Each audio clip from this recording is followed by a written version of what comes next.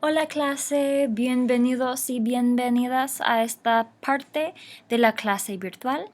El enfoque durante esta parte será el indicativo versus el subjuntivo. Vamos a nomás repasar un poquito los diferentes usos nominales del indicativo versus el subjuntivo, y luego habrá oportunidad para usar bien estas frases y cláusulas en un foro de Moodle. Muy bien, pues ahí vamos. Nosotros comentábamos la semana pasada que el indicativo suele representar la realidad. Cuando queremos hablar de la realidad, solemos usar el indicativo. En cambio, cuando queremos hablar de algo que está fuera de la realidad, solemos usar el subjuntivo. Y vamos a ver algunos ejemplos. A lo mejor será un repaso para la mayoría de ustedes, pero nada perdemos en repasar, ¿no? Muy bien. Entonces, aquí tenemos frases que comunican incertidumbre o que comunican duda. Veamos, no es cierto que, no es verdad que, no es obvio que, no es claro que.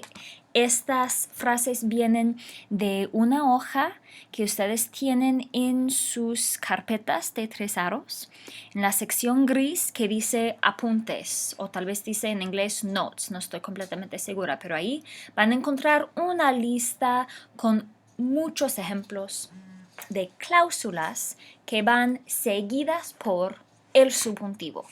Y aquí tenemos algunos ejemplos. Si decimos que algo no es verdad, obviamente estamos hablando de algo que está fuera de la realidad. Por lo tanto, vamos a usar el subjuntivo.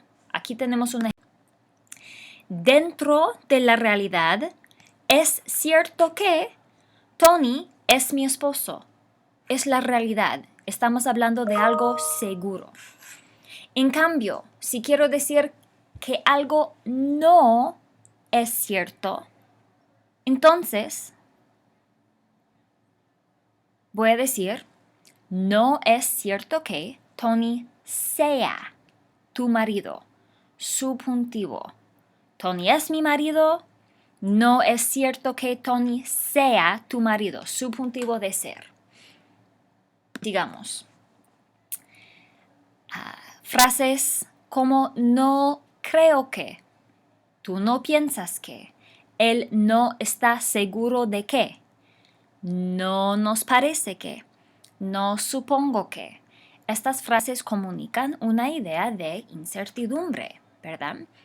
Noten que la palabra no está subrayada. Porque en cambio, si yo quiero decir creo que, o pienso que, o estoy segura de que, entonces no hay incertidumbre, no hay duda, estoy hablando de mi realidad. Por lo tanto, en estos contextos voy a usar el indicativo. Pero aquí vamos a ver una yuxtaposición que nos demostrará la diferencia entre el indicativo y el subjuntivo con cláusulas como esta. Muy bien, veamos un ejemplo. Aquí tenemos una frase que está dentro de la realidad. La maestra está segura de que mi hijo sabe leer. Es una realidad. Es algo cierto. La maestra sabe algo. La maestra tiene cierto conocimiento y sabe que algo es la verdad. La maestra está segura de que mi hijo sabe leer. Allí tenemos la palabra sabe, que es el presente del indicativo. Presente simple del indicativo, del verbo saber. Muy bien, en cambio, al otro lado tenemos un ejemplo del subjuntivo. No estoy segura de qué. Cuando yo digo que no estoy segura de algo, estoy comunicando incertidumbre. Comunico duda con esta frase. Hay algo que no sé. Muy bien. No estoy segura de que tu hijo sepa leer. Entonces tenemos una realidad, la maestra está segura de que mi hijo sabe leer, pero yo no estoy segura de que tu hijo sepa leer. Sepa, subjuntivo del verbo saber. Es el presente simple del subjuntivo del verbo saber. Muy bien, sigamos. Otros dos usos que comunican duda. Dudo que tal y tal cosa sea cierto. Niego que tal y tal cosa sea cierto. Aquí tenemos otros dos ejemplos de contextos que van seguidos por el subjuntivo. Noten que ahí el verbo dudar y el verbo negar tienen estrellitas, ¿verdad? Esas estrellitas simbolizan el hecho de que tenemos que conjugar estos verbos para la persona que esté haciendo la acción. Yo dudo que, tú dudas que, nosotros dudamos que algo sea cierto. Es una duda, es incertidumbre. Muy bien, continuemos. Aquí tenemos una lista de cláusulas seguidas por el subjuntivo que expresan una idea subjetiva. Expresan una idea subjetiva. Ahí el título no sé por qué lo escribí en inglés, pero dice impersonal subjection.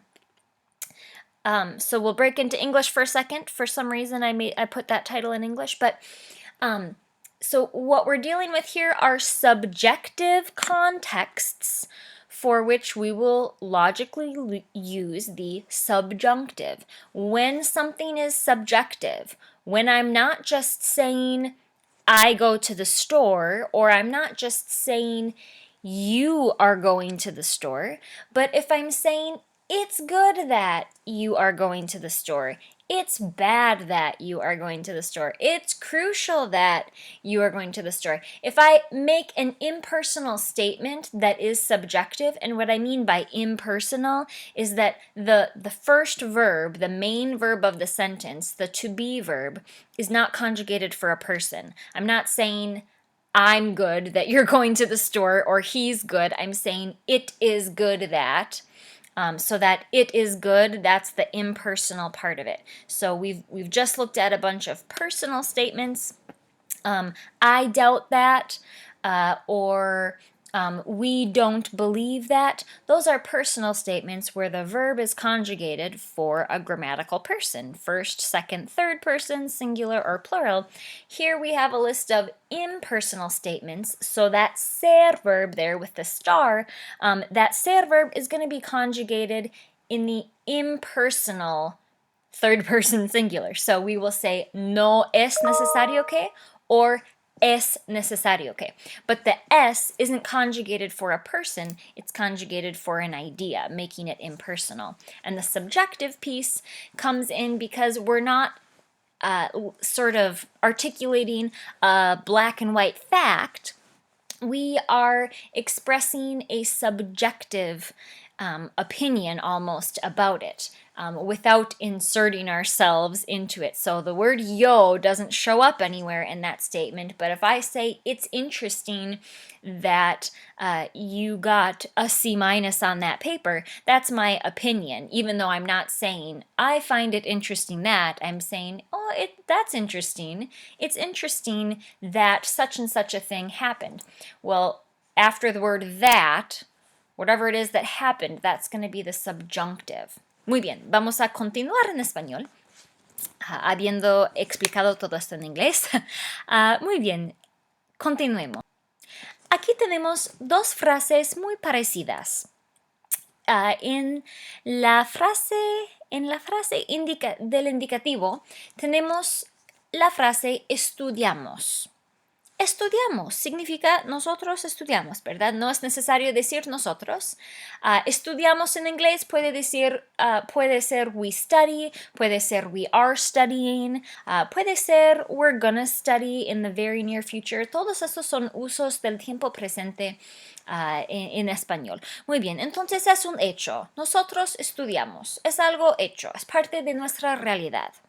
En cambio, la frase es necesario que implica que es algo subjetivo, implica cierta subjetividad y por lo tanto vamos a conjugar el verbo estudiar en el subjuntivo. Nosotros estudiamos, pero es necesario que estudiemos. Es necesario que estudiemos con el subjuntivo del verbo estudiar. Muy bien. Unas cuantas diapositivas más. Aquí tenemos una lista que representa otro uso del subjuntivo. Usamos, y otra vez puse el título en inglés, no sé por qué, estaba pensando en spanglés a lo mejor. Pero aquí tenemos una lista de cláusulas que comunican preferencia, que comunican deseo, ¿verdad? Que comunican insistencia. Y estas frases también van a requerir el uso del subjuntivo, porque no estamos hablando de algo que es parte de la realidad. No estamos hablando de parte de la realidad. Vamos a ver unos ejemplos más. Otros ejemplos más de usos del subjuntivo que comunican una preferencia o que dan cierto mandato. Veamos algunos ejemplos, ¿no? Indicativo. Los alumnos y las alumnas comen. Indicativo, presente simple del indicativo del verbo comer. Los alumnos y las alumnas comen en la clase. Comen en la clase. Es un hecho. Aquí vamos a ver ciertos usos del subjuntivo. Una frase similar, pero expresando deseo, expresando preferencia, expresando cierto nivel de mandato. La profesora no quiere que los estudiantes coman. No quiere que los estudiantes coman en la clase. Subjuntivo de comer. Deseo, querer que, ¿verdad? No me gusta que coman en la clase. Gustar expresa un deseo, ¿verdad? Un gusto, una preferencia. Insistimos en que no coman en la clase. Insistimos en que no coman en la clase. Profesora, ¿prefiere usted que no comamos en la clase? ¿Prefiere usted que no comamos en la clase? Preferir que más el subjuntivo, comamos. Te aconsejo que no comas en la clase del doctor Come Galletas. Si saben quién es el Come Galletas, ¿verdad? De Plaza Sésamo. Muy bien, te aconsejo que, es mi sugerencia que tú no comas en la clase. Les pido que no coman en la clase. Les pido que no coman en la clase. Es una petición mía. No es parte de la realidad. Es algo que yo pido. Muy bien. Muy importante. Tenemos que notar que el sujeto cambia en todos estos ejemplos. Vean, aquí la profesora no quiere. Sujeto de querer, la profesora. Los estudiantes coman. Sujeto de coman, estudiantes. So here you see we have a change of subject, which is very important. If the subject doesn't change between the main clause, the independent clause, la profesora no quiere, and the subordinate clause, que los estudiantes coman en la clase. If there's no change in subject, then we're going to have a different structure. So when you follow up one of these clauses that require the use of the subjunctive, when you follow one of them up with the subjunctive, you have to make sure that you're conjugating the two verbs, the first one, in this case quiere, and the second one, in this case coman. Be sure that they have different subjects, and we'll talk more about that in the class periods to come. So in this case, we have la profesora as the subject of quiere and estudiantes as the subject of coman. Two different subjects, we're good to go. Otro ejemplo. Te aconsejo que no comas en la clase del doctor come galletas. So I counsel you to, or I suggest to you, that you don't eat in the class of Dr. Cookie Monster. So there, the first verb is aconsejo. Soy yo te aconsejo. I'm the subject of the first verb. And the second verb, the one conjugated in the subjunctive, comas, you are the subject. Tú no comas. You are the subject there. So again, we have a change in subject, which is very important. So we're good to go.